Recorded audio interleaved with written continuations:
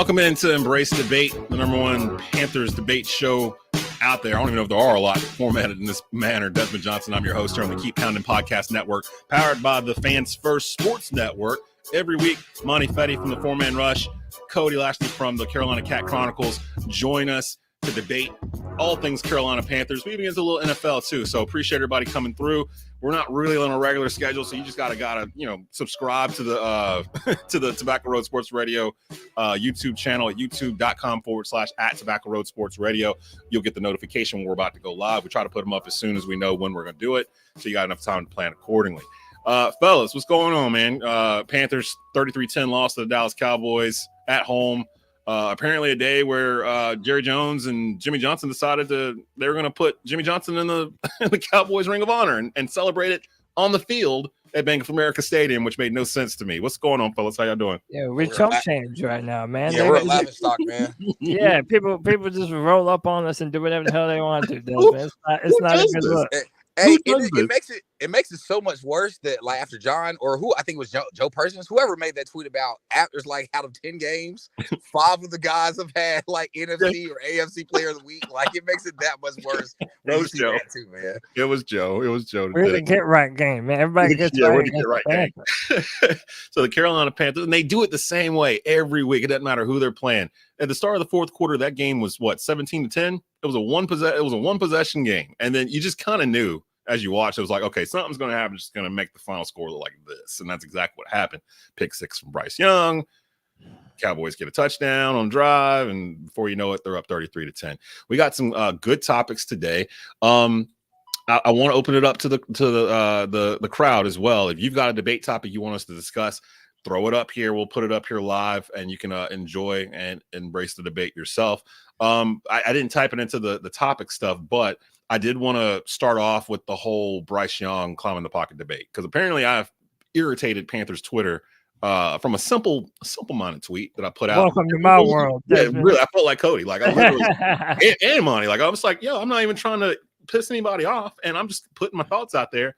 And every comment underneath it. So if you're new here and you didn't see it on Sunday, I put out a tweet basically saying that, in my opinion, Bryce Young rarely climbs the pocket. He's in shotgun pistol formation 85 to 90% of the time, right? When he gets it, watch him. When he gets it, he does like a little kind of a half step or two back, kind of leisurely, which has been my biggest annoyance because I don't understand. There's no urgency. Like he takes a couple steps back, he surveys. It looks like he's locking in on somebody. And then 9 times out of 10, he's throwing it to Adam Thielen. He throws it to Thielen, and that's the play. Every comment after that tweet, though, was like, well, of course not, dumbass. There's somebody in the backfield with him every time. How's he going to climb the pocket? I'm not talking about every single snap. You don't know ball, Desmond. It's like you don't even watch football. I'm like, come on, man. Like, for real? Like, I'm sitting there having to watch every minute of these Panther games against my will right now, and people coming at me like I don't watch these games. Being tortured to watch the football right. game. And you got the nerve. People got the nerve to be like, you don't even watch the games, man. What are you watching? I'm not talking about every play. I'm talking about the plays where the few and far between where he's had some sort of protection and he's been able to get the ball out without getting touched by the defense. And he's got a pocket in front of him. When I'm watching those, the only time he actually climbs up from where he is in that shotgun spot is when someone's behind him chasing him from the defense, like Michael Parsons doing like this, like he did a couple times on Sunday that you could see from the TV that the sack was coming about 3 seconds before it hit. Those are the ones where he's running forward. But he does not. And just watch the game again from Sunday. Dak Prescott, even in shotgun, gets the snap, goes back a couple of steps, and then starts climbing the pocket, and he throws the ball with the strength of his body into it. Bryce doesn't do that. And apparently he didn't do it in Alabama either. And I asked 5 separate people after I put that out, and they all said the same thing. You were right. He doesn't really climb the pocket. But I think that's partly – they gave excuses. It's probably this, probably that. He didn't have to. He's played in the system the whole time. I'll open it up to y'all because I know both y'all have different opinions on this. What do you think the situation is regarding this? Because to me, again, I'm not saying he has a pocket every time. That's just stupid. He doesn't. The offensive line is horrible. Like he doesn't have a line every time. But when he does, he rarely climbs the pocket. And to my defense, if he knows the stuff is coming, if he knows the defense is coming, and we at home know the defense is coming, and he's not going to have enough time, we're 10 games in the season. Bryce knows this at this point too. When he's getting that snap and shotgun, why is he not taking a couple steps back? To give himself some more space. If the issue is size and he's back there in shotgun so he can see over, Why not step a couple steps back so you've got the room and then go up the pocket? Instead, he doesn't do that. So I want y'all to walk me through this. Who wants first cracks at this? So look, I'll defend you, Desmond. I'll jump on this first, man. Listen, what is apparent to everyone is that Bryce Young has a terrible offensive line and a terrible, underwhelming group of wide receivers that have vastly underperformed compared to even our lowest expectations this year.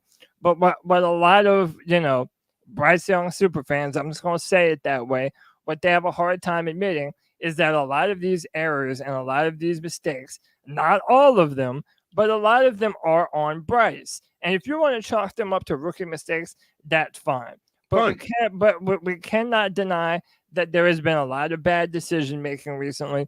We cannot deny that, in my opinion, I've been watching the All 22 every single week, and I find that so many times he's staring down his first read to the point where he's not even looking if someone else is open at his second or third read. Because no one else is open. That's not true all the time, Monty. It's true a lot of the time, but it's not true all the time. And if you don't say it that way, then it really just takes all the onus off of Bryce and doesn't put any of the onus on him for not doing what he should be doing. I agree with that. At this point of the season, I agree with that. Yeah, he is a rookie, but right now there is not a single player on this offense that isn't drastically underperforming compared to what we expected for them, even Bryce being a rookie. Monty? Yeah, man, I just don't agree. And again, I understand that. Sure, and I've said this before. I just posted this a couple days ago. He's not playing mistake-free football. That's not the expectation. It's never been the expectation. We knew that before drafting him. He wasn't going to play mistake-free football. And to be honest, and I've also posted this, or what we're seeing here, we've put unrealistic expectations on this team, starting with Bryce. And now that Bryce hasn't lived up to the expectations that we put on him, now we're trying to pick holes and find holes where there really aren't holes. This is, and I'm just going to be frank, and we can go through, I guess, because you responded to my post, Des, and I want to address that. My post wasn't responding to your post when I made it about the film thing. I didn't want to be like, oh, well, people were saying, it wasn't a response to you. I would just threw out a 2-minute clip of Bryce Young, and I wanted to at that point, I was like blindfolded.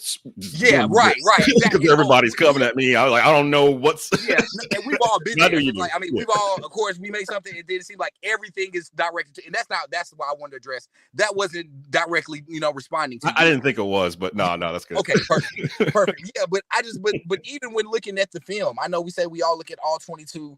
And this is what we were saying, in the background here. Two things in this regard can't be true here. You can't acknowledge he has one of the worst offensive lines that we've seen in a long time, and we've in a lot worse than what we even expected to be. And then turn around and say, well, Bryce, you still got to climb a pocket that's not that you all acknowledge is 9 times out of 10 non-existent. 9 times out of 10, like okay, that's a bit of an not 9 times out of 10. He's missing open receivers every single game. And like things to like kind of clarify it too. Let me finish my response. All right, go ahead. So even if we argue and nitpick and say not 9 times out of 10, we're going to say a good majority of the time is more. I'd say is more than 6 out of 10, about 8 out of 10 times. I mean, and again, we don't have a specific number on it, but majority of the time, vast majority of the time, there is no pocket. Vast majority of the time. And again, this isn't things that I'm just spitfiring because I'm a Bryce fan. These are things that are statistically proven. The offensive line is statistically one of the worst in the league. Our receivers is statistically one of the worst receiver core in the league. So again, it's not that we're expecting. I mean, y'all, again, these are unexpected expectations. We're expecting a rookie quarterback to come in and elevate one of the worst offensive lines in the league and elevate one of the worst receiver cores. And that's not realistic. And the only reason we're even having this conversation is because CJ Stroud is playing well. Mind you, CJ Stroud is in a totally different predicament than what Bryce is in. But because CJ Stroud is playing so well, we're doing this one's doing good, so why isn't he doing good? And ignoring all the context. Like I want to ask Monty a question. Are you going to tell me that Bryce Young this season has lived up to every one of the expectations that you have had for him? What I want to see is Bryce Young get better throughout the season. Yes, absolutely. Do you think he's gotten better throughout the season? Absolutely. I 100% think he's gotten better throughout the season. If anything, I think he's regressed. I think he's about the same. If anything, I think he's regressed. I don't. If we're going to be honest, if we're going to be completely honest, everything around him has regressed. Matter of fact, we're on like receiver 5 right now. I mean, he's thrown a pick 6 in the past 3 weeks. Yeah, that's what I'm saying. Every single game. Nothing is ever Bryce Young's fault. I didn't say that. Yeah, that is exactly what you're saying. You asked me a question. It didn't allow me to finish my answer. Well, hold on, wait, guys, because before we go any further, because I still got some more topics I want us to get to on this one, but to address what Monty's response, for me, I didn't have high expectations for Bryce Young coming in because I knew rookie quarterbacks rarely do anything in NFL. What CJ Stroud is doing is an abnormality. Like that normally does not happen for a rookie quarterback. Plus, the reason why he's doing that, everyone leaves this part out when it comes to CJ Stroud and the Houston Texans. Did y'all forget all the stuff they got from the Cleveland Browns when they traded Deshaun Watson up there? Exactly. They literally got 3 first-round picks. They got 3 first and a bunch of other mid-round picks. They still have a first and a fourth they haven't used yet that they're going to be able to use this year from Cleveland. They got Tank Dell, one of those picks. They got Alignment, one of those picks. Like they were able to fill in the blanks much quicker than us because of the deal they had with Deshaun, which made me super mad about what we got from McCaffrey. That's a whole other conversation altogether. We'll save that for another day. But for me, my only thing was, he's not climbing the pocket when the pocket's there. Maybe I should have said it that way. Not that the pocket's always there and he never climbs it, but when he does have a pocket, he does not. It's not like he wants to climb the pocket and can't because there's people in the way.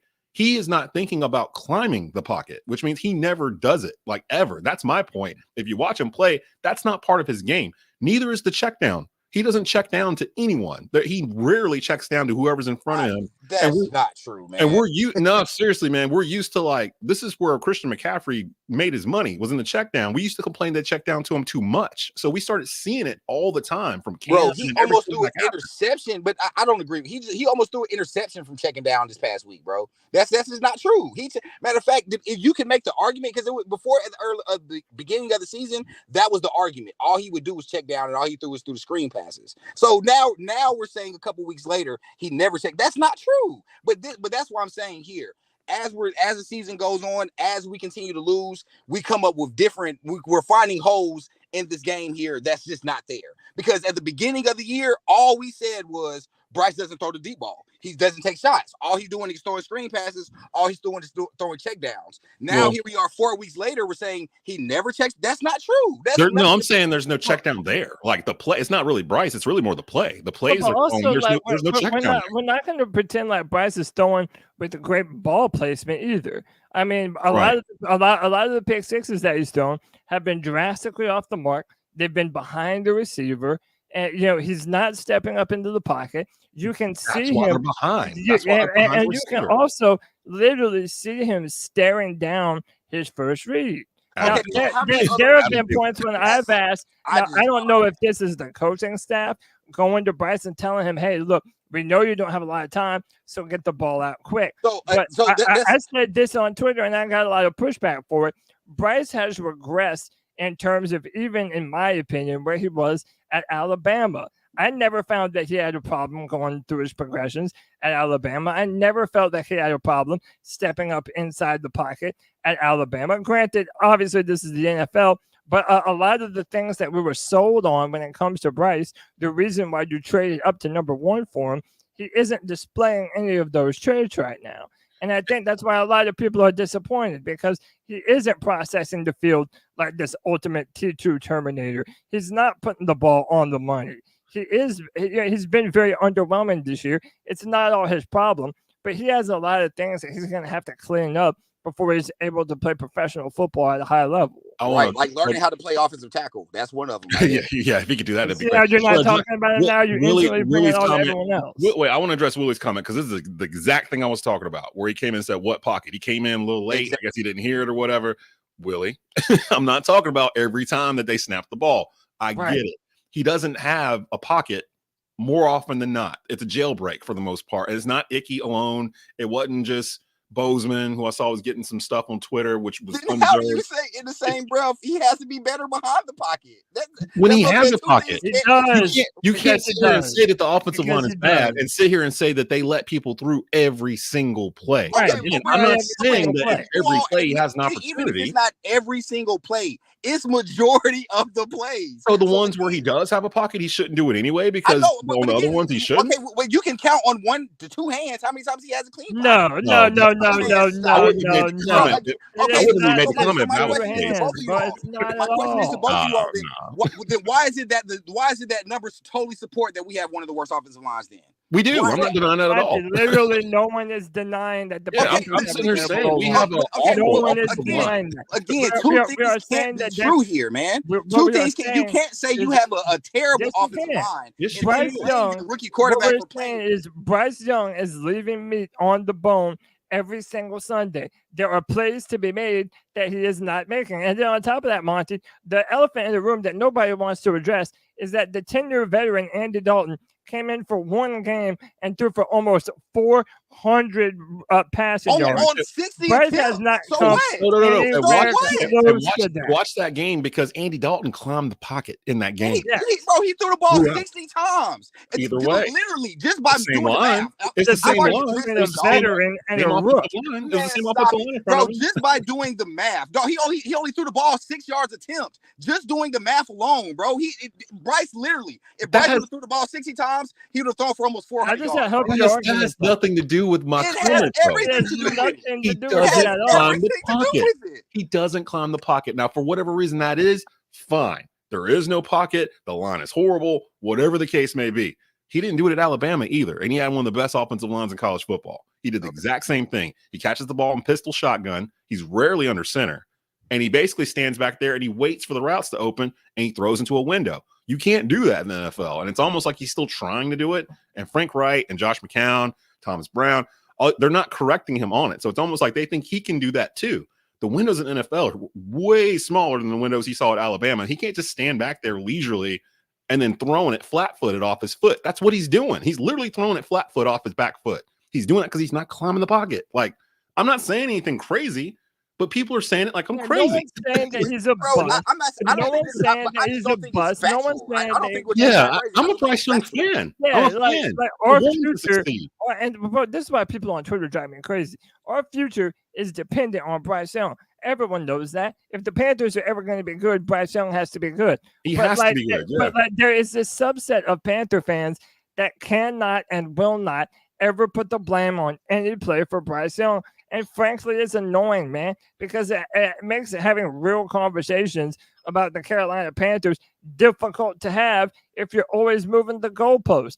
And on top of that, all of the same excuses that we're making for Bryce when it comes to, well, he doesn't control the O-line, he doesn't control the wide receivers.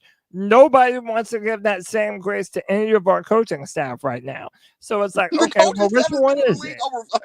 Bro, stop it. No, you're not going to remake the roster in 1 year, Monty. Why does the coaching staff You're not going to rebuild the roster in 1 year's time. Man, we do need to address the fact that this roster was not ready. I think what you said at the very beginning of the show, Monty, that we had higher expectations for this team than we should have. And I think a lot of us place that blame at the feet of Scott Fitterer for what he was saying in terms of we're at a point where we want to just parachute a quarterback in. We don't feel like we're going to be drafted in the top 10 anytime soon. All those comments he said, they're now coming back to haunt him.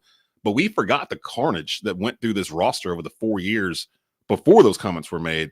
And then all those collateral they gave away, chasing collateral they gave away. Like that Sam Darnold trade where we gave away picks for that. We gave away a second and something else in that. That partly the reason why they did the McCaffrey trade was to get back picks back from the Darnold trade. And then they trade off stuff from off of that and DJ Moore to the Bears just to get Bryce Young. So all the stuff that he said before, to be fair, our fan base said we didn't need Christian McCaffrey anyway. Oh, I agree. Yeah, I totally agree. Yeah, so, we did need him, but the fan base is what drove him out of here. I totally agree. Because if we're going to be fair, the fan base can't use Christian McCaffrey as an example at all because y'all didn't even want Christian McCaffrey here. Y'all didn't want to pay him. Y'all didn't want to extend him. hurt all the time. Yeah, like it was like so. It's hard for me to listen to people say, "Oh well, we traded away Christian McCaffrey." Yeah, we did. Y'all didn't want him here, and y'all said we could replace him. Well, no, I'm saying it. No, I'm not saying you. I'm just responding to people. For instance, Cody didn't want Christian McCaffrey here. Right or wrong. It's not that I didn't want Christian here. I didn't want to overpay a running back position like every other bad team does. Yeah, he's not. That deal looks like a bargain now. Listen. Christian McCaffrey is sprinkled on top of the sundae. It's also your first one, DJ Moore, while your wide receiver core has fallen off of a cliff and you're missing DJ Moore right now, but also the first overall pick in the 2024 draft. Like all of that looks just terrible at this point in time because this roster is nowhere near where it needs to be. I still don't think that this was a good year to move up for the quarterback. By the way, even though I was a Stroud fan, everybody else is like, oh, well, Cody Stroud would die behind this O-line. He would look just as bad, if not worse than Bryce. Okay, but then that kind of goes to my example that you probably should have done what a lot of people didn't want to do. Sit on your hands for one more year, get an Andy Dalton, get a Matt Corral, roll the dice with Steve Wilkes, and push come to shove, you're drafting number 1 overall in a better year for quarterbacks. You know, honestly, like in hindsight, and I've talked about this on Believe in Panthers, and we're going to get to it here in a bit about the Christian McCaffrey trade. If you think back to when that trade actually happened, it was the week after Rule got fired. So it was really the first week Scott Fritter was kind of in control of the roster, and Wilkes was the interim, so he didn't really have much of a say in it. But it felt like Fritter was like, okay, the first thing I'm going to do is try to clear out some salary. I'm going to trade off McCaffrey because that's what everybody wants. Everybody's going to be happy and yada, yada. If they had never traded him off, we go through the season with him and Wilkes last year. Say they still don't hire Wilkes and they bring in Frank Reich anyway and all this other stuff. If you did all that and you still had McCaffrey and you didn't trade up and you kept DJ Moore and all your picks, why not just bring in Andy Dalton anyway and do what you were doing the past 3 or 4 years, which is bringing a bridge quarterback? Because you likely draft Will Levis, and then our fan base would have went hell over drafting. No, because if we had McCaffrey still, we probably would be picking at 9. Also, you don't have to draft a quarterback. We wouldn't have been picking at 9 though if we still had McCaffrey. We probably would have won the division, to be honest, last year. Realistically speaking, like I said, we're playing hindsight right now. There's no way after firing Rule that you don't draft another quarterback. Period. I'm sorry. Like I said, right now we're saying it because we're so bad right now. There is no way. We're talking that now. There's no way any of us on this podcast right now would have been cool with not drafting a quarterback. I don't care what. Because matter of fact, even if we waited to draft Hendon Hooker in the second round, that's what we wanted to do. So now let's not play man, that would be great. I would have been fine not drafting because we still would have drafted a quarterback either. And to be honest, if we're really gonna play the hindsight game, I'm really gonna get on fans' nerves today. If we're gonna play that game, we should have drafted Will Levis, like I was high on to begin with. It was the whole mayonnaise thing. Mayonnaise threw everybody off. Kept DJ Moore, kept Will Levis. You could have drafted kept Christian McCaffrey, DJ Moore, drafted Will Levis, still loaded up on this team, and guess what? You would have had a future at quarterback. All your picks. But again, there's a lot of people on here that said Will Levis was trash. The future. You already know that Will Levis is the future. Okay, all right. Well, how about this? Right now, there's more evidence for Will Levis being the future than Bryce Young. How about that? There's more evidence for Bryce Young and Will Levis more than Matt Corral, and that's who you wanted to run with. So let's not play that game either. Yeah, everybody had the number 1 pick in 2024. We'd be drafting Drake May, Monty. Man, stop it, man! You didn't want to draft Drake May. Stop it! When the Panthers moved up to number 1, I evaluated the quarterbacks, and in my humble opinion, they're both looking like what I thought they'd look like right now. All right, so here that wasn't even the first question. So so y'all know we in for one tonight. We're gonna be on one tonight. The first question of the day, though, actually goes into it. Should the Panthers bench Bryce Young? We're halfway through the season. They're eliminated from the playoffs. They're going to have their 6th losing season since David Tepper took over the team 6 years ago. He's your first round number 1 overall pick. You gave up so much to get him. What are the pros and cons of benching him and letting Andy Dalton finish this season, or letting Bryce take his lumps and finish out this season? Which side of the fence are you on? Would you rather see this thing play out with Bryce continuing to play starting quarterback, or have you seen enough? Who do you want to go first? Monty, I'll let you go first. I'm kind of on the fence with it, man. Like, a big part of me is I do think you got to let your rookie get through the lumps. the way they've shown that, and I use protection as a very loose word here, but the way they've shown that they can protect Bryce, yeah, man, you're risk putting him on IR at this point. Like, dude, and I posted this during the game. Like, he was on pace to hit 8 sacks by half, and they sacked him 8 times. He's been sacked on average 6 times a game now. So this is why I'm so adamant about the O-line argument, because don't tell me about climbing the pocket and he's being sacked on average 6 times a game. I'm not saying climb the pocket when there's people hanging on you. I'm not I'm just talking about in general, because it's not just you. Again, it's not just you all that feel that way. I'm talking about in general. It's hard to just talk about offensive linemen and Bryce playing better behind offensive line when your rookie quarterback is being on average sacks. So you're saying it's more of a mental thing with Bryce Young. That it's not that the pocket's not there. It's just that he don't want to climb it because of all the other times where somebody's on his back or his knees or whatever tackling. No, I think it's more of a system thing. And just playing the sport and just being as a quarterback or as a shooter. I'm gonna use basketball as an example, bro. As a shooter, after being fouled, being hit, being beat on all game, bro, your shooting rhythm is different. Like, bro, after being beat up all game, your throwing rhythm is different. Your timing is different. Things that you think that are going to be there or naturally there is different. You speed your clock up because you know you don't have time. You rush a throw because you know guys usually aren't there, so I'm going to try to get the ball out sooner. But again, like I said, there's a lot of things that play in the factor of, you talking about now, again, he hasn't played mistake-free football. I'm clear about that's not the standard. That's never been the standard. And of course, he's making what's happening is he's making rookie mistakes on top of being on the shitty team. Excuse my language, but on the crappy team, he's making rookie mistakes. That's really what we're seeing here. And it's understandable. It's understandable. And it sucks to see because he was the number 1 pick. So of course you want to see a lot more growth, but it's, again, at 6 sacks, bro, there's no quarterback. CJ Stroud at 6 sacks a game is going to look just like Bryce Young right now. I hate to inform y'all. At 6 sacks a game, there's no quarterback. I don't even think there's no quarterback right now that's on average being sacked that many times a game. Sam Howell. Sam, and to be honest, Sam Howell didn't look great when he first got keys, dog. And I think Sam Howell's leading the league in yards thrown or something, isn't he? But hey, shout out to Riverboat Ron. Go ahead, Cody. Yeah, I mean, I think you absolutely need to bench Bryce. And by the way, if I'm listening to Monty, just interpreting what I heard Monty say, that kind of sounds to me like Bryce is shell-shocked right now. Yeah. Like Bryce, everything is so bad in front of him and around him. He doesn't trust any of his help, that he's not playing with confidence right now. And what's worse what's worse than a rookie quarterback who game in and game out is getting absolutely demoralized and thrown to the wolves? Yeah, I do think that you need to bench Bryce Young because, one, the Carolina Panthers are plagued with the injury bug, man. It just came out today, the Austin Corbett going back on IR. Yeah. So now you're missing a left guard and a right guard.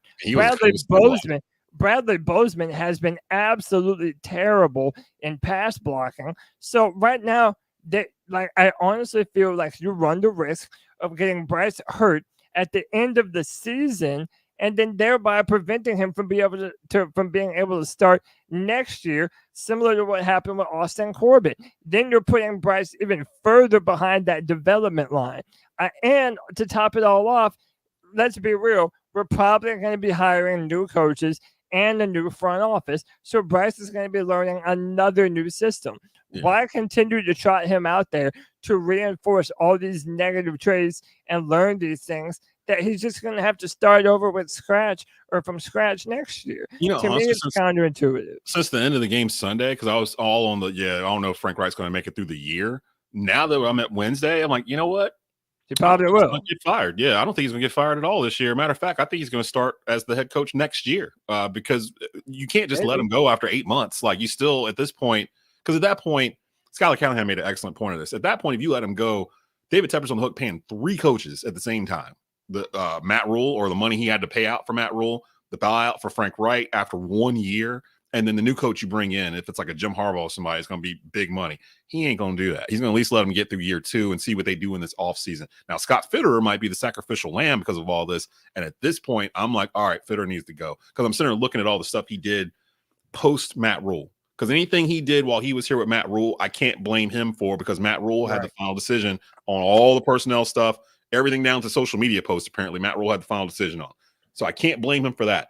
But from the moment Matt Rule was gone, that week after, going up to now, all the decisions, basically personnel-wise, have been Scott Fitter. So from that Christian McCaffrey trade all the way to where we are right now, where they cut Calvin Throckmorton, who had started 7 games or whatnot, and then got cut out the blue. And I'm going to answer it. Panther Pickle keeps asking the question. I'm not ignoring it, so I haven't got a chance to get to it. Yes, was the release of starter Calvin Throckmorton was it a front office decision to force Chandler Zavala into the starting lineup? No, I think the front office just thought Calvin Throckmorton sucked, and they cut him. Like literally, I think that's all it came down to. Because now they probably wish they hadn't, because Corbett's on IR now and Throckmorton's in Tennessee. And he literally started the past 7 games. Now you're going to go back to a rookie. Like, why not at least put him on a rotation? You cut him.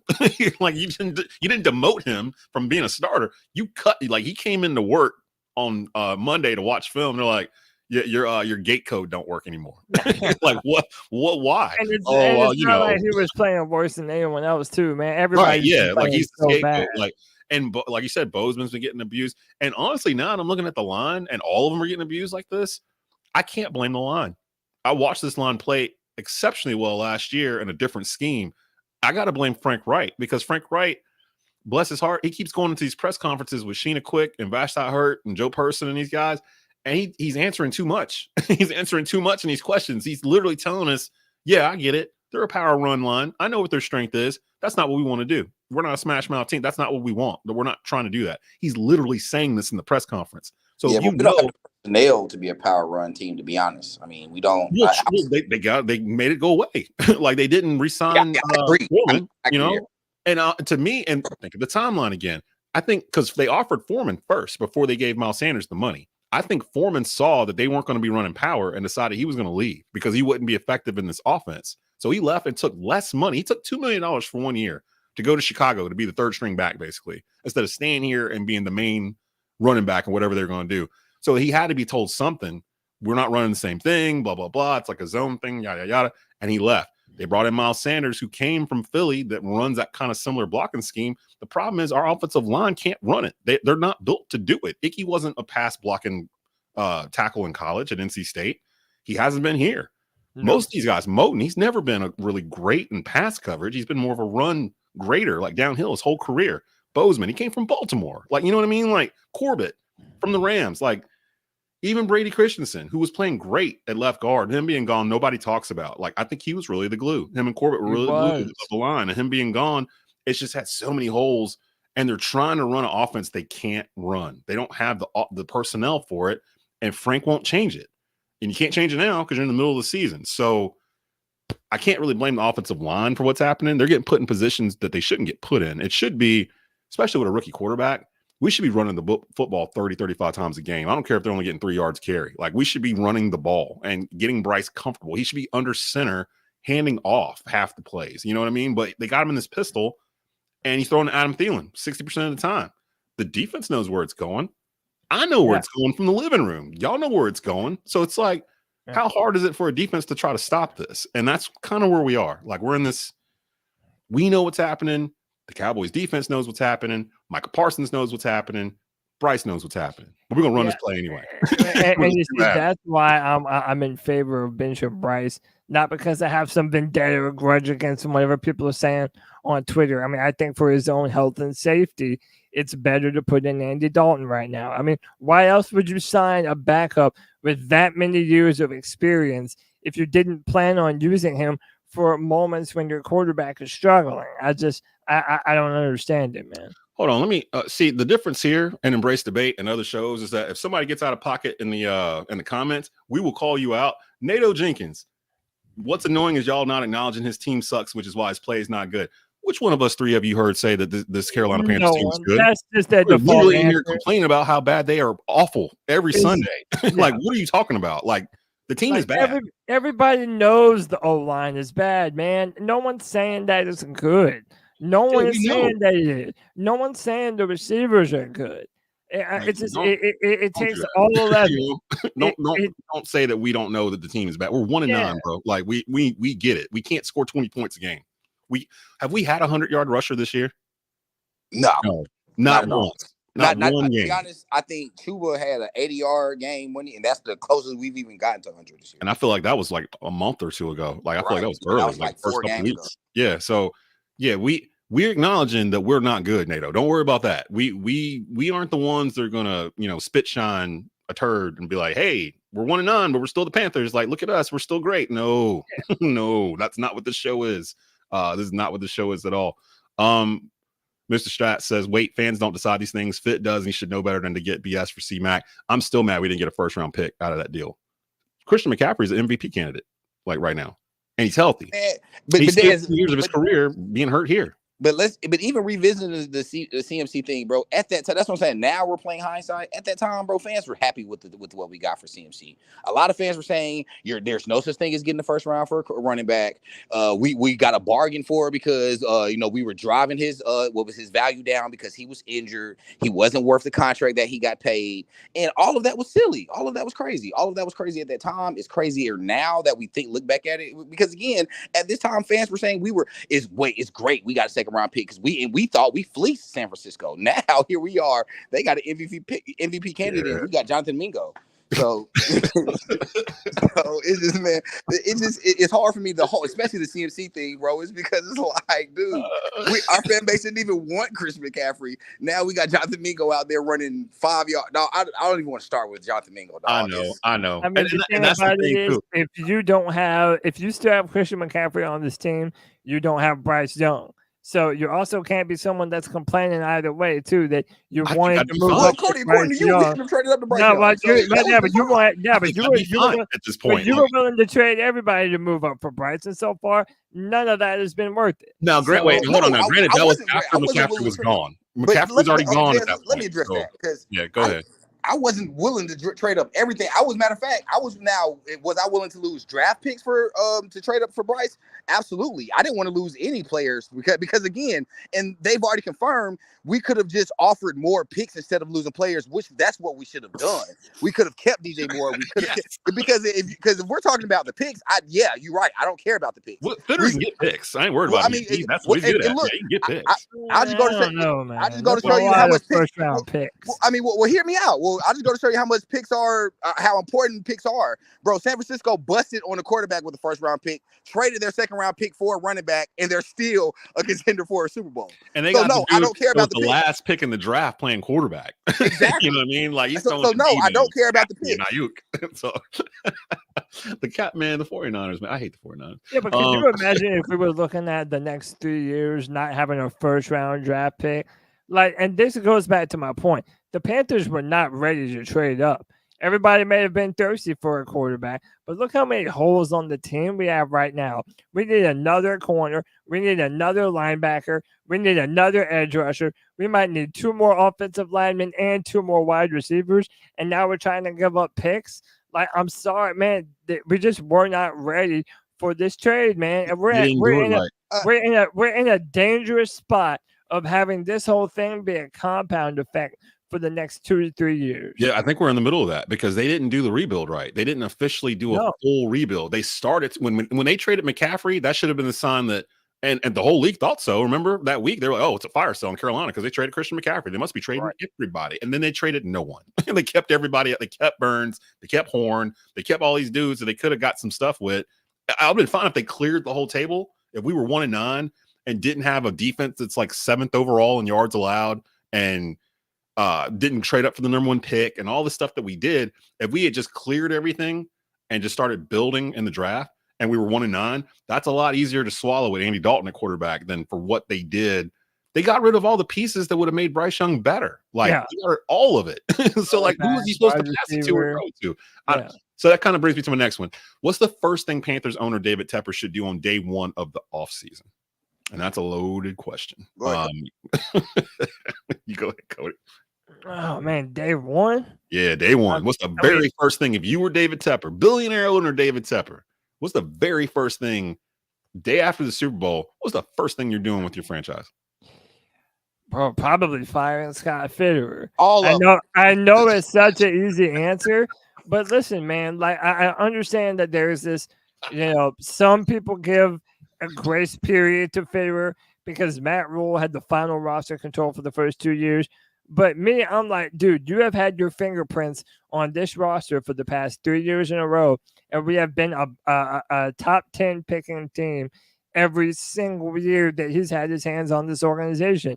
To me, that's far too much. You're right. We don't even know if our first round picks are even successful or not. Once upon a time, Marty Hurney was much beguiled because he was never able to hit on later round picks. He was a first round wonder, but he could never hit those later round picks. Well, so far, who has Fitterer nailed the first round pick on? I mean, literally everyone that he's drafted in the first round, we're still having question marks about. We don't know how good Ike Ekwonu is going to be. J.C. Horn can't stay on the field. Facts. So it's like, dude, all of the big time picks that you have had, and then look, I'm not even mentioning Bryce Young yet because it's like that's still got a lot more time on it. But so far, that's not looking great either. And Fitterer was the one that put him in the bad position. Yeah, I give credit to Matt Rule for the Derek Brown pick. So you can't even give that. I don't even think Fitterer was here. I think. Well, Fitterer wasn't even in Carolina. I'm giving that to Hurney. I'm not. Well, I'll give that to Hurney because Hurney's got an excellent track record of first round picks. So like Hall of Fame. But you know who Marty Hurney really wanted to pick in that draft, right? He wanted Justin Herbert. And there were and there were scouts in the building that attested to that too. But Matt Rule decided they were going to roll with Teddy Bridgewater instead. Right, we already had an overrated quarterback. No need to go. You wish Justin Herbert was the quarterback. Man. Okay, so what's the first thing you would do? Like, in the offseason, what's the first thing you said you would do? What you would fire Ritter? Yeah. I mean, I'm firing Fitterer, and I'm getting an actual general manager in here that knows what he's doing. Either Adam Peters, I believe he's over in Philadelphia. There's the assistant general manager over in Kansas City that I'm a fan of. But I used to be a fan of Dan to be the GM, but this was years ago, man. I wanted him to be the GM when they were hiring Fitterer the first time around. If Fitterer gets fired in the middle of the season, Dan Morgan would be the he would take over. GM. I don't know, man. It's hard because Dan Morgan's also been here while they've been drafting not so great picks too. It would be hard to not see it as a continuation. But in my mind, the front office absolutely has to undergo some changes. It has to. I think the first thing I would do is sign Brian Burns, because I think that's the biggest stain left, that they haven't signed him. And they have had the LA Rams come around twice and offer 2 first-round picks, and both times they'd be like, nah, we good. We're going to sign this dude. And then they tell Brian Burns, let us chill a little bit and figure this out. Like, I don't understand why he hasn't been signed yet. Like, we talked about this before. This never works out for the team when they do this. When they're like, well, let's just wait and see. Let's see if you're going to be worth the money. They always pay more than they wanted to pay. Always. Dak Prescott, Joey Bosa, you name it. Like, any of these dudes that kind of held out, Jonathan Taylor, they end up getting more money than what they were originally supposed to get from the team because the team waited so long and their value went up. Everything in the NFL, the value goes up.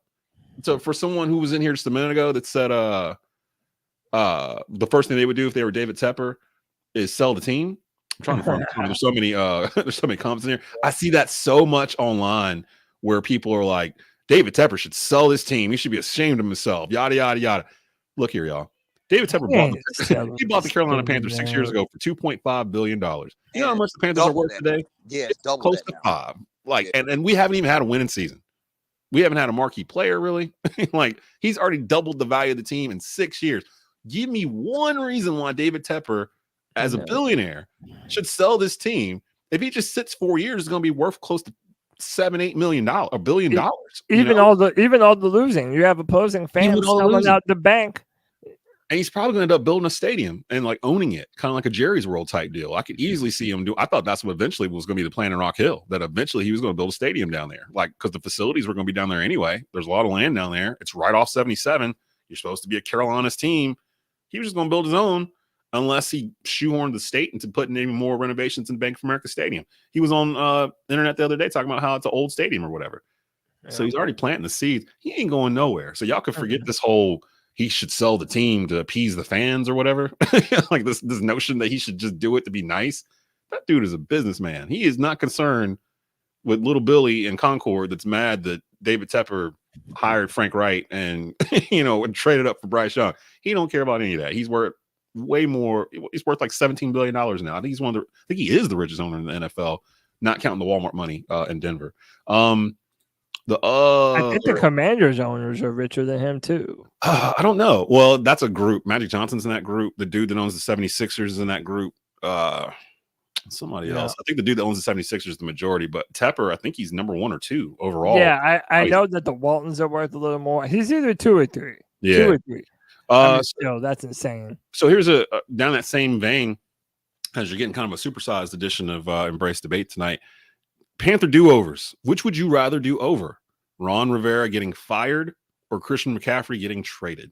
And it's kind of the same. It's kind of one of those Marvel what if type things where like if you did this the other way, butterfly effect is going to ripple out to other things that happen afterwards. So this is 2 separate parts of the timeline here that you're talking about revisiting and doing it differently. Would you rather not fire Ron Rivera and give him a chance to rebuild the roster, or would you rather not trade Christian McCaffrey and go from there? My turn. Yeah, go for it. Yeah. I'm gonna take a play out of my boy Smooth playbook for 4-Man Rush. Shout out to 4-Man Rush Smooth. I'm going to say keep Ron, and I think it's a twofer because I don't think Ron trades Christian McCaffrey. There's no way I think Ron. So I'm going to say keep Ron, and reason for me saying that is not because of just Christian McCaffrey. It's because and Smooth has made this point. He actually made this point 3 years ago, 3-4 years ago when we signed Matt Rule, and we weren't listening to him. We're listening now. You don't replace or you don't move on from a 2-time coach of the year and not find a better candidate. Yes. You don't move on from a 2-time coach of the year and not find a better candidate. Me and Smooth both was high on Mike McCarthy. People feel how they want to about Mike McCarthy. I really don't care at this point because Mike McCarthy is a winning coach. He wins games. He puts butts in seats. He gets their team to the playoff. And every year there's a new narrative about Mike McCarthy. Last year was about play calling. Now he's calling plays, and that offense is smoking. They got top 5 offense across the board. So it's not even the play calling no more. So, but anyway, moving past that, we moved on from a winning head coach to, even if we were getting a little tired, because we were getting tired of winning 7 games, winning 8 games, barely missing the playoffs. We were getting too tired of that, and we were just too bougie. We were tired of golden days, man. 7, 8 games, now we're winning 4 or 5 games a year, and I think that's kind of the big mistake. And you see in Washington, bro, we say what you want to about Ron Rivera. First year there, won the division. Now he's still fighting around. Just hanging around. Yeah, man. Would that not be perfect? Like a perfect circle. Like if Frank Wright somehow makes it through this year and Rivera makes it through over there, and then they let them go in the offseason, and David Tepper brings Ron Rivera back to Carolina. Ron would never come back. Especially the way Tepper fired him. Yeah, Ron would never come back. That was weird. I remember it was like in the middle of the week. He got a chance to say goodbye too. You remember that? They gave him a press conference. It was like, dude, it was like, oh yeah, I'm gonna give you a year, Ron. Start 7 games the next year, and then fired him. Yeah, dude, it's no way. There's no way Ron Rivera comes back. I don't think Steve Wilkes would either. From his comments a week or two ago, where somebody was like, well, hey, would you consider going back to Carolina? Blah blah blah. He was basically like, no. Situation. No, you can blame him, man. I can blame him. I think. Go ahead, Cody. You didn't answer on this question. So which one? I'm gonna have to pick Christian McCaffrey. Look, shout out Ron Rivera. Riverboat Ron. He was a part of that magical 2015 season. But look, I'm gonna be real, man. Like everyone does this revisionist history thing. Yeah, are things terrible now? Absolutely. But if y'all go back to when we fired Ron Rivera, everybody knew and felt like it was time for Ron Rivera to go, man. We were looking to do something different, and we just ended up making the wrong decision step after step after step. Twice. I am of the mindset, if I'm having to pick between those two, I guess I'd prefer to keep Christian McCaffrey. I mean, one, you would be forced to keep the identity of the team the same, meaning you're going to run the crap out of the football. Yeah. And then number two, you would have that ultimate check down for whatever your rookie quarterback was going to be. I mean, he's a check down. He's a slot receiver. He's a downhill running back. He does everything you want him to do. And I think that if we don't trade for him, or if we don't trade Christian McCaffrey, we're probably not trading up to the number 1 overall pick and just staying put with what we have. So I'm saying that one. Hold on, before you jump in, I'll take what you just said a minute ago, Monty, about what Smooth's stance was about you don't trade off a 2-time coach of the year and not have somebody better to replace him. I'll go a step further. You don't trade away your players you drafted in the top 10 that are proven. Not find anybody to replace them. There you go. And not find anybody to replace him. You traded McCaffrey off, top 10 pick. You traded DJ Moore off, top 10 pick. Like you didn't. DJ Moore wasn't a top 10 pick. He was top 20, I think. What did DJ? Oh, you know what? You're right. He was like, he was like 22, 21, 22. And actually, in this whole scenario, I didn't put it as an option on there, but if I could go back and do one thing all over again, it actually has to do with DJ Moore. I wouldn't have drafted DJ Moore. I would have drafted Lamar Jackson because Lamar Jackson was still on the board right behind him. He got picked number 32 by the Ravens, and we still had Cam. But Cam was starting to have the injury concerns. In my mind, I'm like, why don't you draft Lamar, have him sit behind Cam for a year, and that's what we're going to do in 2019. If you want my ultimate what if, in 2020, I would have traded up with the Giants and drafted and drafted Justin Herbert is who I would have drafted. And you know, Des, this is how me and Cody have actually met each other because I was Team Tua, he was Team Herbert. And I gotta remember that. Ongoing debate ever since. Yep. And I'm still taking Jay Herbo. What's up? That's okay. I'm still taking Tua. And all right then. Kieran, one of our super fans that checks in with us, appreciate you coming on, hun. She said you still haven't paid Brian Burns a top 10 pick. He's a top 10 pick. Derek Brown is a top 10 pick. He was top. JC Horn's top 10 pick. Like, wouldn't Burns was like 16. DJ was like 22. But to your point, they were all top 25, top 20 picks. I mean, let's just say first round. Right. Let's do it that way. Don't trade your first round picks when they've proven that they were first round picks. And all those names that we named, Moore, McCaffrey, Burns, Brown. We don't know about Horn yet, but when he's out there, he looks like a top 10 pick. Like to me, like because me and Skylar County, we wanted Patrick Surtain. Yeah, like that's the one we wanted. And it went to JC Horn. We're like JC Horn. All right, well, let's see what he can do. But we wanted Surtain in that draft. I do remember that clearly, and they didn't get him. Going through the gallery here, our run game became more dominant after the CMC trade, though. Should have got a first for him, though. That's because they changed the mentality. It was Steve Wilkes, the defensive head coach. He was like, "We're going to run the ball 45 times. I don't care who in the building don't like it." I was going to address that. I was about to say, I don't think our run. I mean, yeah, statistically it got better. I think the style of play just changed. The identity changed. We didn't. We wasn't throwing. I mean, we weren't really throwing the ball a lot or downfield anyway.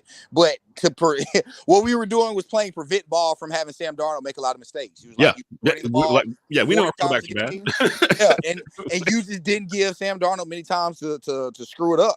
So that's kind of the reason why we played the way we did last year. It's a defensive-minded head coach. He's going to want to run the ball, stop the run. That's good. I mean, I do a lot of high school football, and the teams that are dominant are the ones that come in and they're like, "This is what we do." Bro, it's a weird style of football. Yeah. Over the last 4 or 5 years, that has changed. But over just the history of football, going from high school, college, professional ball, teams that traditionally win, bro, Belichick has built a dynasty off of just that. Being able to run the ball and play defense. If we can stop the ball, we can run the ball, and then we just so happen to have a Hall of Famer at quarterback. But even you got to think about it. His Mac Jones rookie season, that's how they won. They was able to play defense, run the ball, and then limit mistakes for Mac Jones. That is forever going to be a style of or a way to win. Matter of fact, Tennessee right now, always will stay relevant as long as Mike Vrabel was there because he knows how to play football. I got this Mac truck named Derrick Henry back here. Exactly, bro. We got the best running back or one of the best running backs in the league. We can play defense, and bro, we're gonna run the air out of this ball until you show us to stop us. Yep. So yeah, I mean, it's I don't get it how if we're really gonna do a revisionist history, we can go over it, bro. Steve Wilkes should have never lost that job. That's really the big what if for me. What if Agreed. Yeah, looking back in hindsight, I was on the Wilkes wagon 100%. I felt he earned that job. But you know what? What sold us was the fact that Frank Wright had a similar story, even more so, because that was the thing that got me off of Wilkes was that, hey, this is the first starting quarterback in Panther history. Like, he's lived in Charlotte for 25 years. All the things I love about Wilkes, I like about Wright. He understands what keep pounding means. You know what I mean? Like, that's what sold me on Wright. But Wilkes, now that we've been, halfway through the season, Wilkes changed the culture in that locker room immediately. Like, it was palatable. You could feel it. Like, as fans, we could see, oh, there's a difference between what they're doing now and what they were doing when Rule was here. And there's a difference between what Wilkes was doing then and what Reich is doing now. Like, I don't think that the players have checked out on Frank Wright. I think they still respect him, but it's not the same level of I'll run through a wall for you like it was for Steve Wilkes. Like, well, I think the thing with the players and Frank Reich, they honestly, a lot of the players don't have anything tying to Frank Reich, and that's the thing with Indy. I feel like, he drafted Jonathan Taylor. He drafted some of those guys, some of those staple players. He was there either when they were drafted or he just, was the coach when they drafted them. So of course that, that natural tie is going to be there because you were the coach that drafted me.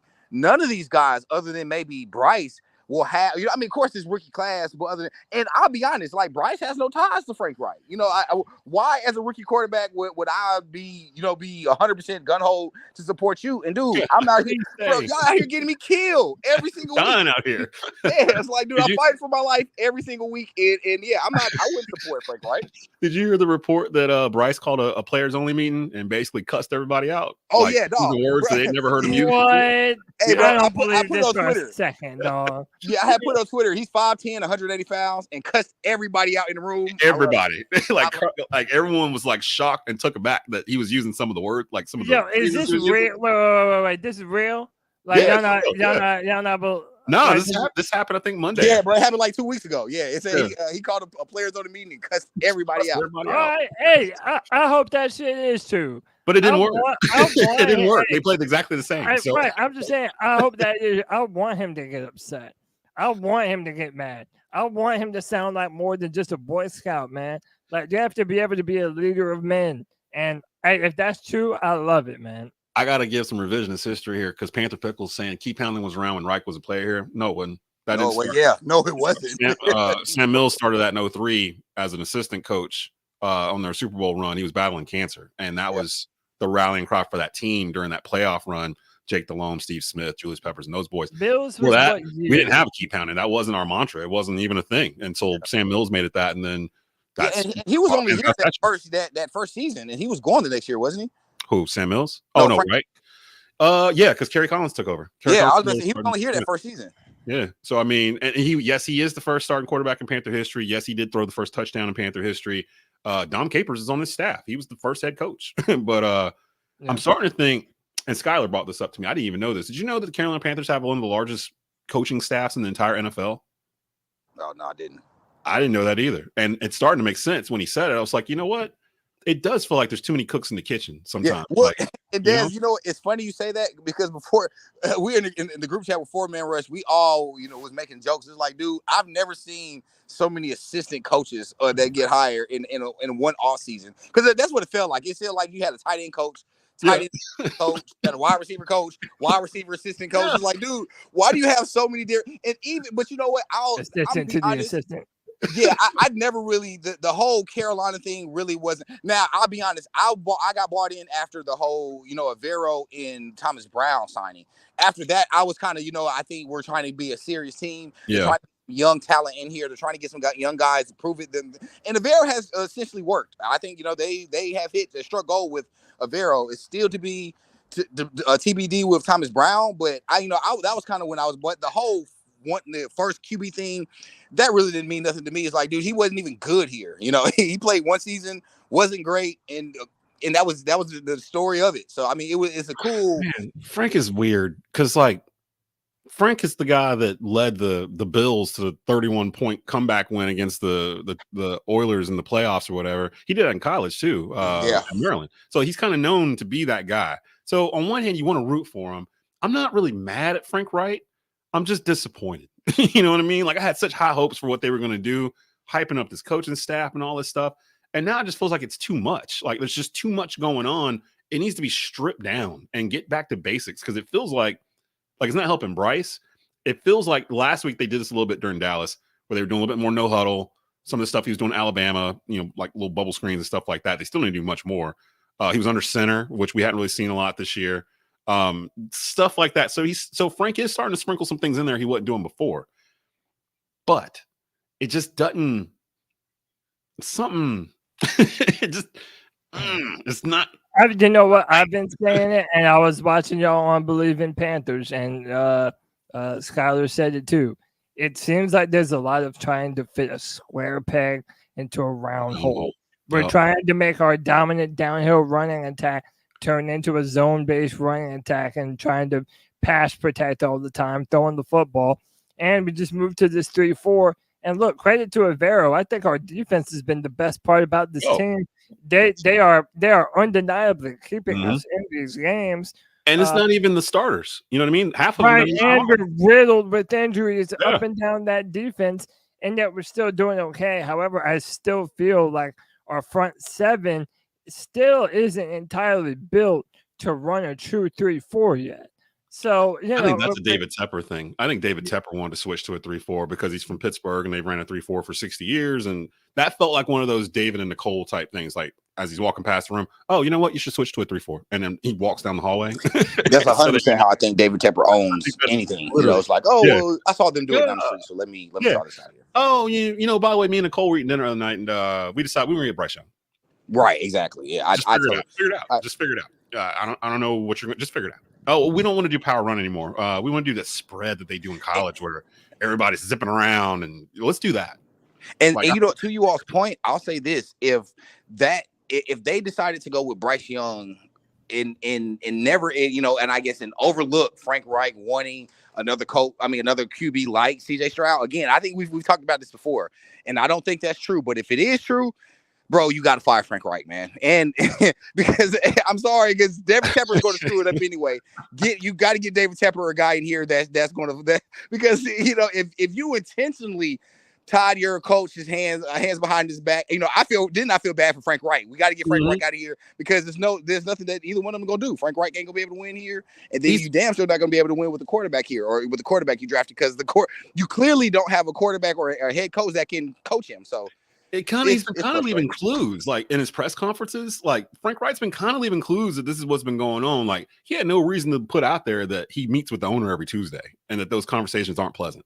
Like he put that out there, so it's like, why are you meeting with the owner every Tuesday? Like that seems a little overreaching, isn't it? Like, is that when the owner's like, okay, I didn't like what we did in the second quarter. I like what we did in the fourth quarter.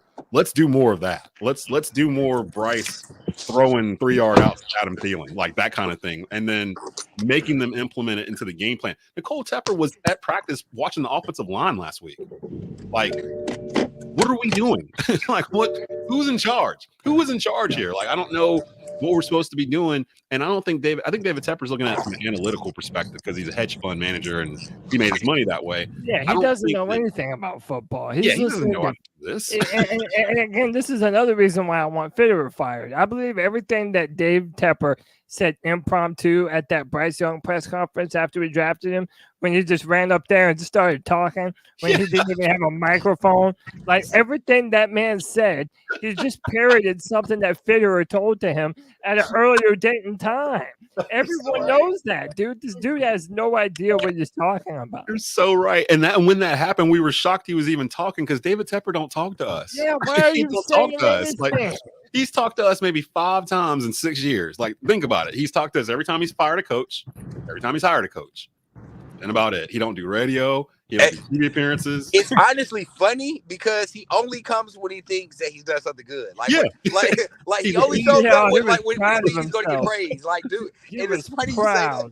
Like, it's funny you say that. Dunk even said, he was like, bro, there's no way you can't convince me Tepper's not drunk right now, dog. Like, he's not even at the stadium. He's beside the stadium, not in front of the microphone, and he's damn near yelling like, oh yeah, we got the right quarterback. Quarterback throws the ball to guys that run routes, and we're like, "What?" Yeah, bro. He just started rambling. It's like, well, He told us I'm very impatient. In my world, we do a trade, we hit a button and it's done, and we had to go through all these waiting, and then Houston did this and backed out and blah blah blah. I'm like, bro, we don't need to know any of this. Like, we don't need to know any of this at all. And you're kind of. That's the owner of the Carolina Panthers, ladies and gentlemen. So yeah, let's give it up for him, because he basically explained how we fumbled up into the number 1 pick and traded off all of our stuff and DJ Moore for Bryce Young. So again, I'm not trashing Bryce Young. I hope Bryce Young does great. I'm a Bryce Young fan. I think he's going to be great, but I'm worried about the situation around him damaging him, a la Zach Wilson. You know what I mean? Like, I think Zach Wilson would have been fine in a smaller city with not as much expectations as the number 2 pick, but New York has ruined him. Like, I don't know if Zach Wilson's ever going to be able to be what he was supposed to be because of what's happened to him in New York. I'm worried that's going to happen to Bryce. But you know what? That's a good point, Des. I don't think, and for that reason, I don't think that'll happen to Bryce, because we don't have that market like New York. Because even speaking, even with our fans, even with there being such a 50-50 split with Bryce, for the most part, or for mass national media, everybody still is high on Bryce. You don't see a lot of the is he a bust talk like Zach Wilson got five games into his rookie season. I feel like that's the reason for that, because we don't have the New York media like here in Charlotte. So it'll be a while before we start getting that talk. That being said, we are going to ruin Bryce like New York did Sam Darnold and Zach here. If we don't put pieces around him. I totally agree with y'all there. You got to find not only a way to protect him, but you got to get weapons here, man. You got to put weapons around him. And the problem is, going into this offseason, you don't really have the collateral to do that in one offseason. You're going to have a bunch of money. Where for once, our salary cap, we're going to have a lot of money because a lot of dead cap's going to fall off. So we're going to have some money to play with. I'm just not sure if I trust this front office to spend it correctly, because they spent money this past offseason. No, where's Hayden Hurst? What in the world did you sign with Miles Sanders?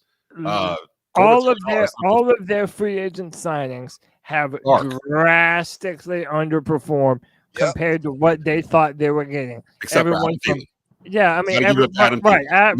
Save for Adam Thielen. But if you look at Hayden Hurst, we thought the tight ends were going to be a center point of this Frank Reich offense. They usually are. And they're not at all. They're invisible. Yeah. Same thing with DJ Chark. We were expecting that DJ Chark could be like a deep threat and would be able to take the top off of a defense. Man, he's not even close to that. Yeah. So, it's hard to not hold all of that against Fitterer. James says, always support the QB1, but Bryce needs some help. He should be benched for the rest of the season before he gets injured. I agree. Panther Pickle says, Bryce fits a Kyle Shanahan system, I think would fail without it. Yeah, like if you drop Bryce Young into the 49ers offense right now, he look like CJ Stroud. By the way, 90% of quarterbacks in the league.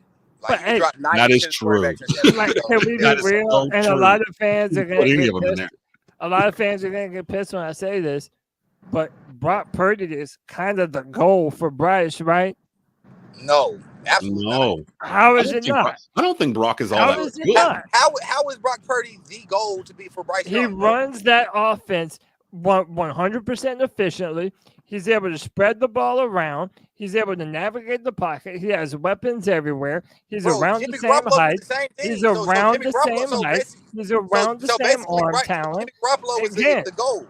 I'm talking about prototypes. They're built similar. You want them to be in a Kyle Shanahan type of offense. You want a lot of offensive weapons around them. Yeah, what the 49ers have done for Brock, that's what you're trying to do for Bryce. See, I want Bryce to be more like Drew Brees, where Drew Brees elevates the players he's throwing to, or that Alvin Kamara is going to be a better running back because Drew Brees is the quarterback, and the defense has to respect that. Like if you look at all the career, Michael Thomas, Alvin Kamara, all the offensive skill position players on New Orleans since Drew Brees retired, or since he started his downfall. And shout out to Drew Brees. I saw a headline today where he can't even throw the football with his right arm anymore because his shoulder's so degenerative or whatever. He throws it left-handed now to his kids in the backyard, which is kind of sad. But when he was the quarterback there, he's a top 5 perennial quarterback in the NFL. Those top 5 quarterbacks, to me, they make the players they're playing with better. If you're the number 1 overall pick and you're a quarterback, you have to have the ability to make the players around you better. Like, because you're not going to always get gifted with a Brock Purdy situation where you're walking in and you got Deebo Samuel and Christian McCaffrey and Brandon Ayuk and George Kittle and one of the best offensive lines in the game and a top defense. Like everything's set perfect for anybody. Right, but that's what you're going to need to build for Bryce. I mean, you can say the same thing for Tua. Right, but that's literally my point. If you look at Brock Purdy and Tua Tagovailoa, those are the prototypes for what you want Bryce to be one day, and those similar types of offenses. By the way, it's also not a coincidence that both Mike McDaniel and Kyle Shanahan, those are both like that Shanahan style of offense. Well, they came from him. Yeah, they came from the same tree. So I mean, yeah. And Stephen Bailey says Cam made the Panthers dangerous. Bryce needs a dangerous team to run in order to do his job, and that's kind of my point. Cam was #1 overall pick. The 2015 Carolina Panthers, take out my boy Jonathan Stewart. Who else on that offense really like made you like nervous? You know what I mean? Bro, we've had this conversation before.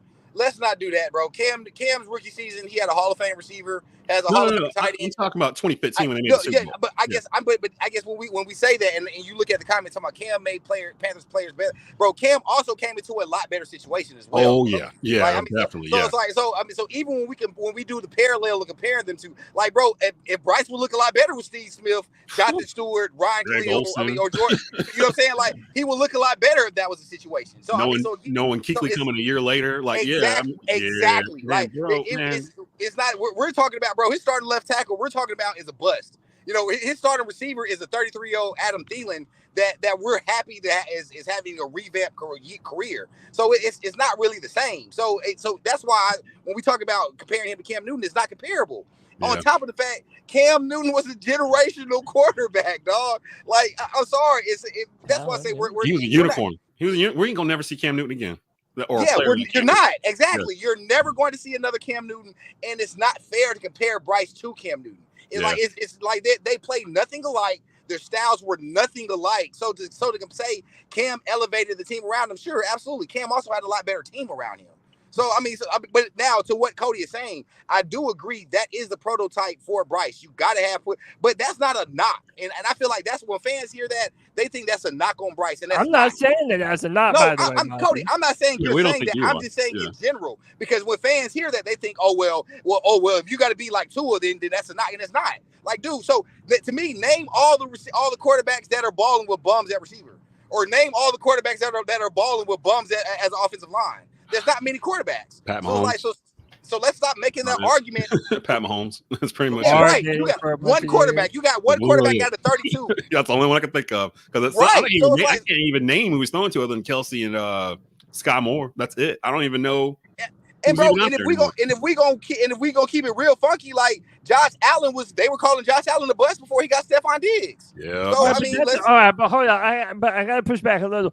That's also the point in what they're talking about. If you look at the Buffalo Bills, who have been a contender in the AFC every year, they have Josh Allen and Stephon Diggs. That's all they have, pretty much, and their offense runs through that. Where other people say, we don't have. Other people say that the Brock Purdy or the Tua Tagovailoa is a disrespectful comparison. A lot of reasons why the people think that it is disrespectful is because in a way it's like saying, well, Bryce needs everyone around him to be ultra talented. He needs a bunch of talent everywhere, and that he's not necessarily the type of physical talent that can take over a football game like a Cam Newton. Okay, so why don't we make that argument with Patrick Mahomes won with Kelsey and Tyreek Hill? Why don't we make that argument then? Patrick Mahomes, because his first 4 years. But that's the same thing though. It's the same argument that you're making. Patrick Mahomes won the Super Bowl with a top 5 receiver, with #1 tight end in the league. But we don't never make that argument for Patrick Mahomes. But that's because Pat Mahomes has done some things outside of that to make us feel like he's a generational talent too. Like, but the point still, they all have they have traits that put themselves to be called a generational #1 overall pick. Pat Mahomes does some things where I'm like, did you see that? Like, I've never seen that. Patrick Mahomes was not looked at as a generational quarterback before playing in the NFL. I'm not talking about what he's done in the pros. I'm not talking about being a generational talent. I'm talking about they have one physical trait that is elite. That you're going to be able to translate into the NFL level. Pat was never highly touted, but everyone knew that he had a bazooka for an arm. Same with Josh Allen. Same with Justin Herbert. That's the same thing they're saying about Caleb Williams and Drake May. But Joe Burrow doesn't. Joe Burrow is an elite quarterback. Joe Burrow doesn't have no elite traits at all, but still is an elite quarterback. Like that, but that's my point. Why I stand so hard on Bryce? He's not below all we do is average move the either. stick. All we do is move the sticks when it comes to certain quarterbacks. Joe Burrow doesn't have an elite arm. Joe Burrow is an elite athlete. Joe Burrow, the only thing that Joe Burrow does is see the game at an elite level, and that's the same thing that. But he's also not below average in any of those traits that you just mentioned. Absolutely a below average quarterback from an athletic, especially in today's time. He's absolutely a below average athlete when it comes to a quarterback. Yes, he is. Nah, dude, Joe Burrow is running around, picking up. He's still, bro. Okay, so let's check his athletic score though. So I mean, again, just because you just made my point. No one's saying that he's a monster athlete, but he's not an above average one either. He's also not an above average athlete. I'll say this: below average. We use neither is Bryce Young. We use the phrase generational talent way too easy. No, he's not, bro. We use the phrase generational talent way too easy. Just like I think we use the word elite way too easy when we talk about these quarterbacks. Tom Brady made this point the other day on Stephen A. Smith that the level of quarterbacking and play in general in the NFL is just drastically down this year. There's some games I've watched from like, this is horrible. Not just us, like just bad play. There's dudes starting a quarterback that wouldn't have been the third string quarterback 10, 15 years ago on these teams. Right. And Tom went through it. He was like, look, they're not getting trained properly. The coaches aren't basically throwing them out there. They're not being able to sit and learn and blah, blah, blah. They're expected to go as soon as they get here. The rules have changed, so it's caused bad habits in terms of offense and defense. Offensive players aren't protecting themselves because they're not being taught to. Defensive players are being taught to protect the offensive player they're tackling. Like the whole thing has been thrown upside on its head. And when we talk about generational players, like we talked about Cam Newton, that's a generational player. We're not going to see that again. That's what I mean, like a unicorn. Pat Mahomes, he's a dude. We're comparing him to Michael Jordan. Like that's a generational talent. Joe Burrow, Josh Allen, Justin Herbert, those are good to great quarterbacks, but I cannot call any one of them an elite generational talent. I don't. Joe Burrow when healthy is elite, bro. I'm not gonna say that. Joe Burrow. I can't call him a generational talent then. I would see that. Yeah, I don't agree. He's not a generational talent. Now, elite to me means like who's the top 3 or 4 quarterbacks at any given time in the league. Like those are the elite, the 3 or 4. It can't be 12 elite quarterbacks. You know what I mean? Like that's the third of the league. Like, but who are the 4 elite quarterbacks in the NFL this season? Right, this season? Yeah. This season is a down year, bro. Like you said, Jalen Hurts. Hurts. Tua. I still think Josh Allen. They're not out of it. Not this year. Not this year. Down this year. Lamar Jackson. Oh, there we go. So Lamar Jackson, Jalen Hurts, Tua, and Mahomes. There you go.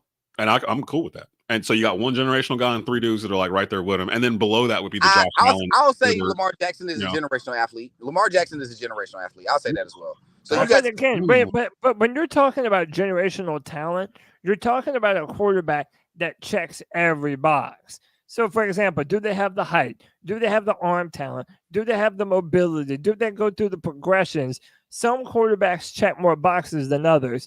But when you look at Trevor Lawrence, for example, when he was coming out, all the things that he could do, or even like a Caleb Williams this year. Caleb is a little bit shorter, but you start to stack all these different traits on top of one another, and you can see how, this guy has a skill set that translate easily to the NFL. You know what? I can't call Lamar Jackson a generational talent because we've seen Lamar Jackson before. He was RG3. No, I mean, RG3 is not like he's literally what's the word? A variant. I'm stuck. Yeah, I think there are some similarities. I think there are some similarities. Sure. What we do not talk about enough, and I'm a huge Lamar Jackson fan. I think you all know that. Lamar Jackson, we don't talk about how Lamar Jackson plays the quarterback position from the pocket enough. Because all we talk about when we talk about Lamar Jackson, how dominant he is as an athlete, which he is. But we don't talk about, for instance, as great as RG3 was from the pocket, I don't see Lamar Jackson being on the same level as Lamar Jackson. I mean, he's better. He's like RG3 2.0. He's everything RG3 was. Right. but like smarter. But that's he why I say understands generational. But that's why I say generational, Dez, because it was like even with there being similarities, there's a complete different tier that Lamar Jackson is compared to RG3.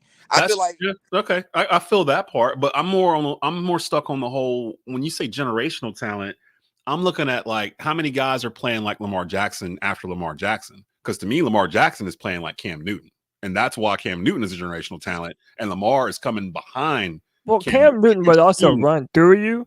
Yeah. Lamar's gonna run around you. Right. I think the closest he's looking for contact, but the closest we've seen to Lamar is, and to be honest, this is why I say we honestly ain't seen a lot like Lamar, because the closest we've seen athletically is Michael. Michael Vick as a thrower. Hey, man, I ain't gonna lie, bro. As a runner, bro, the similarities are there, bro. As for a thrower, I think he's two tiers better than Michael Vick as a thrower. But that's why I say he's as a generational athlete, Lamar Jackson. And I'm talking about athlete, not because you can say you can be a generational athlete and not be a generational quarterback. For instance, I think Anthony Richardson is a generational athlete. He is not an generational quarterback, though, and he has, or at least we haven't seen that yet. But when you talk, for instance, when you check what he can do from an athletic standpoint, bro, he's a freak of nature. Like, 6'4", runs a 4.3, can jump, can jump over you, can run through, bro. That's generational. When Cody say check all the boxes, those are the boxes that you look for in a quarterback. I can't put Lamar Jackson in the same category as Michael Vick in terms of athletic ability. Like, I've never seen anyone. The only person I put in that same category is Michael Vick, football wise, that I've seen with my own eyes, Bo Jackson. Like, literally, like I'm doing stuff where it was like, what is that? I watched Vic levitate 6 feet, like in the air into the end zone to avoid Julius Peppers to score. Like, just weird things that just never, like, he flew, like he literally, like Superman, like flew in from like the 5-yard line and didn't touch the ground. And let me ask y'all this: do y'all think Bryce Young is a generational talent? I don't know. I've actually said, and I think I've said it on this show, that he has the opportunity to be. Like, that if this works out, he could be the Steph Curry of the NFL. Like, that's me on record. I've said it multiple times because of the situation, his size. If it works out and Bryce works out and he's a legit great top 10 starting quarterback in this league, it's going to change how they evaluate quarterbacks from high school Pop Warner level down. It's going to change everything. It's going to be little 5'9" quarterbacks out here that you already have them in high school. But now they're going to get a chance when they go to college to keep playing quarterbacks. I said it before the draft started, and Cody knows. Like, if Bryce Young was 6'2", 215, we all would be calling him a generational quarterback. He'd be CJ Stroud. Yeah, period. Like, that's how I feel. You just said a mouthful, Desmond. I mean, he would be CJ Stroud. My question is this, like, and I'm just asking, like, what are the generational talents that Bryce Young possesses that you think people at large would say, okay, this is Bryce's superpower? Well, we were this told is what makes him the easy number one pick. That's what we were sold on, was his processing ability was off the charts. Like, that hasn't changed for me. Like, I'll be honest, what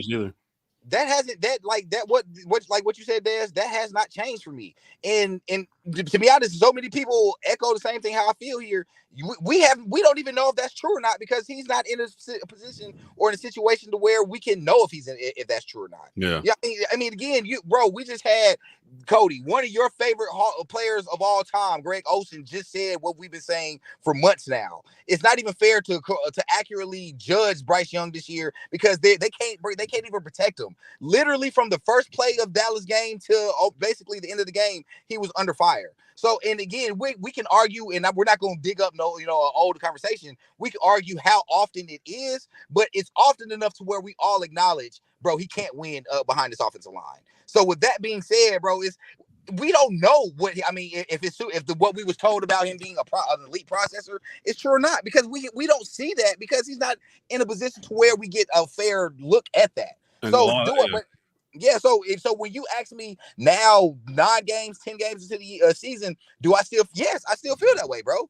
And to be honest, I still feel like y'all feel like he's regressed. I don't feel like he's regressed, bro. I feel like he's done the best he can in a crappy situation. And I don't think, other than if you don't have Patrick Mahomes, I don't think there's no other quarterback in here that plays well. I don't.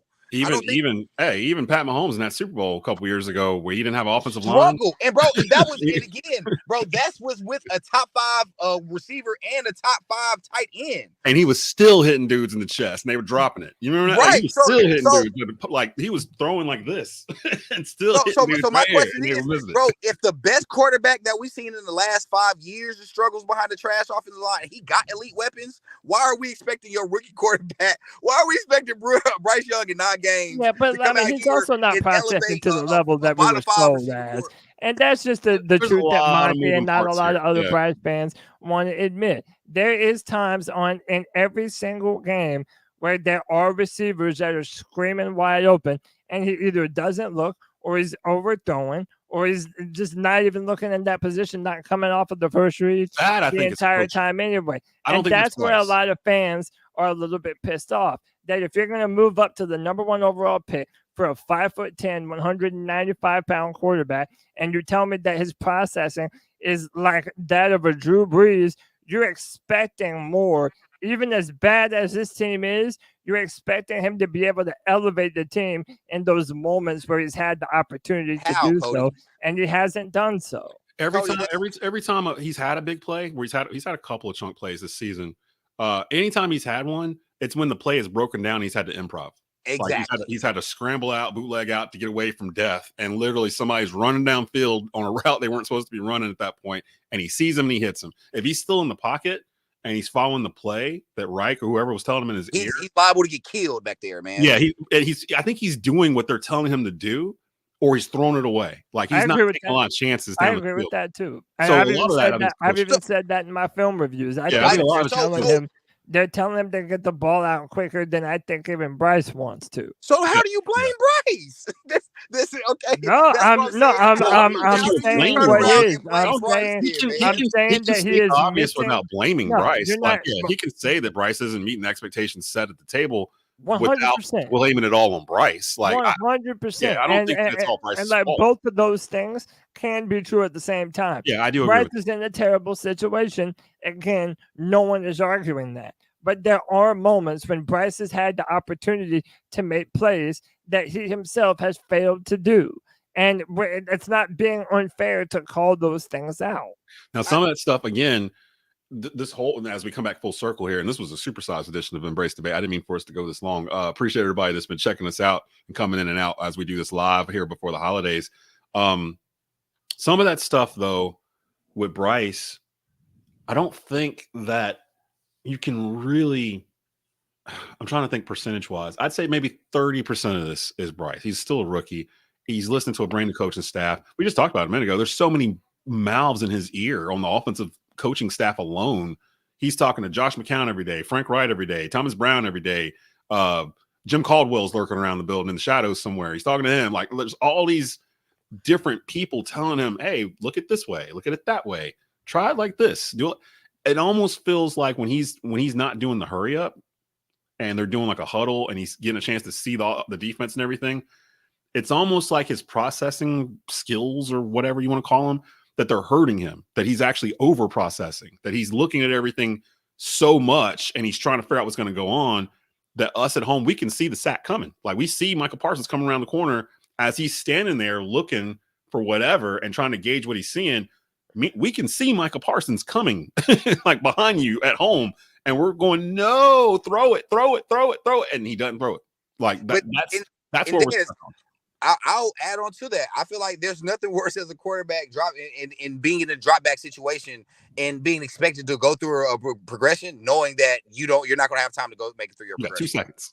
so that's why I keep coming to. That's why I keep asking, how do you blame the quarterback? Because again, you actively are saying, hey, bro, you got a second and a half, 2 seconds to make your decision, and if you don't, you're getting sacked. Stephen Bailey makes a really good point. Or play hero ball and then throw the ball 50 yards down. Yeah, that's what's that's when you get pick sixes. That's when you get pick sixes, when you start exactly right. That's the thing. We're essentially saying, Bryce, you got to play perfect ball for 17 games straight, or basically, you know, say we're going to hang you for, because again, he's made rookie mistakes. He's definitely made rookie mistakes, but he's not. It's what we're asking him is not realistic. We're asking him to go out there and say every single throw, every single open receiver that's out there, bro, you got hit. And if you're off, it's totally your fault, and that's trash, bro. That's trash. Stephen Bailey makes a really good point regarding Bryce. This is his first really bad team. A lot of NFL players have had to go through the same emotional trauma. He needs to man up. That's a really good point, because he played at Mater Dei in California, one of the top high school football programs in the country. So I don't even think he lost the regular season game in the 2 or 3 years he started there. Goes from there to Alabama, college football factory. He might have lost 2 games the entire time he was there, 3 games maybe. Wins the Heisman there. The offensive line in front of him is going to be the best in college football every year, no matter who the names are, pretty much. So he didn't really lose a lot there. He gets to Carolina, and it's kind of a dumpster fire, and they're kind of in a rebuild, but kind of not in a rebuild. They kept some stuff, but they shipped off the best stuff, and it's like you're expected to be the savior, pretty much. And I've never looked at Bryce Young as the savior. Like, I didn't think he was that kind of quarterback. Like, it's dumb to look at him like that his rookie season. Like, it doesn't even make sense to look at him like the savior of Carolina. It is, like I said, unrealistic expectations that were put on him, and then being upset that he doesn't live up to the expectations that he put on. Half his Carolina Panthers team, by the time Bryce Young is like settled and good, like in 2 years or whatnot, they're not even going to be here. Like, half this team, like, word up, like, they're not going to be on this roster. They're going to have a chance to flip this roster out over the next 2 years. I don't know who's going to be in charge of flipping it out. Nicole Tepper, I don't know, somebody, but it's not going to be Scott Fitter, I'm pretty sure.